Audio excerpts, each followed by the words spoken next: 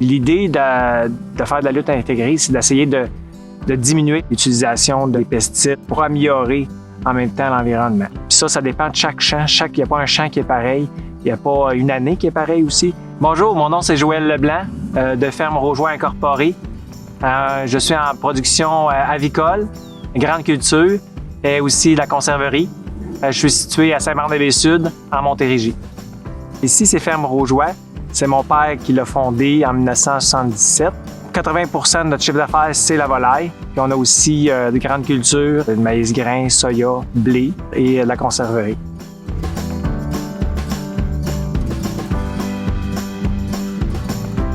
Les principaux enjeux dans les fermes de conserverie, c'est d'abord la maladie. La meilleure façon de lutter contre les maladies fongiques, c'est de faire des rotations de culture et aussi de connaître l'historique de nos champs.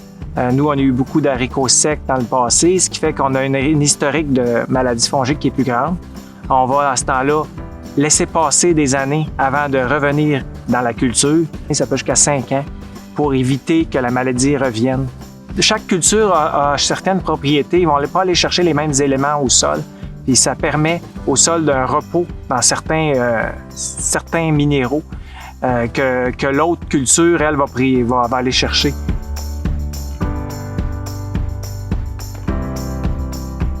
Quand on décide de prendre un certain herbicide, il faut connaître notre champ. C'est dépister les mauvaises herbes qu'on avait l'année d'avant pour savoir après ça quelles qu'on va utiliser l'année d'après. Puis aussi, c'est de varier, pas toujours prendre le même type de pesticides. Changer selon les cultures. Juste en faisant des rotations de culture, ça évite que les mauvaises herbes deviennent habituées à un pesticide puis résistants. Il y a aussi d'autres critères qu'on doit regarder au niveau de la toxicité.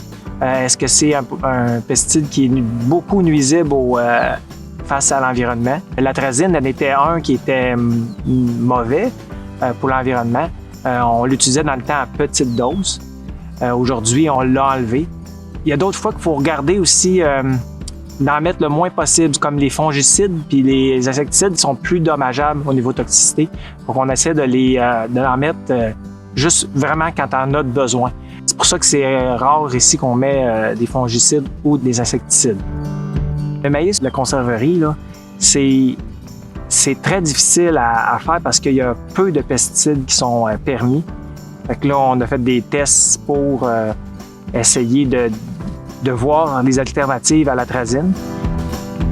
Alors ici, c'est une ferme qui a été approchée, entre autres, pour participer spécifiquement à un projet au niveau de la réduction des indices de risque dans le maïs sucré. Une vingtaine de combinaisons de traitements qui ont été faits à la ferme pour vérifier l'efficacité de différents traitements et ainsi peut-être choisir des produits qui avaient moindre risque sur l'environnement et la santé.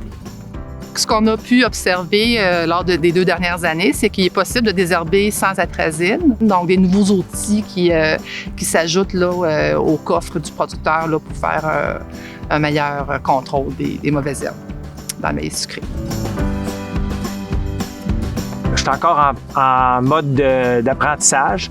Il arrive des années, des fois, qu'on se trompe. Mais c'est comme ça qu'on réussit à s'améliorer puis à faire encore mieux. Comme je dis, c'est gros bon sens à un moment donné. Il faut y aller avec tout mettre ensemble pour que ça fonctionne. Puis d'essayer de travailler dans un environnement le plus sain possible.